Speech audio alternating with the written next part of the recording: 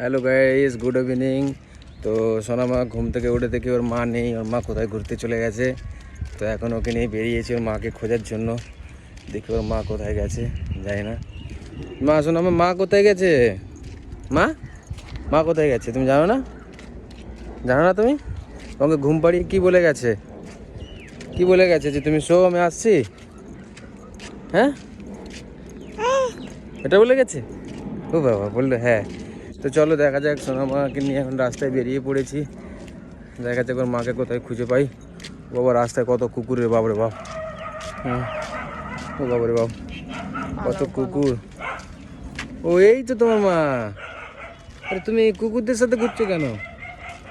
কি মুশকিল।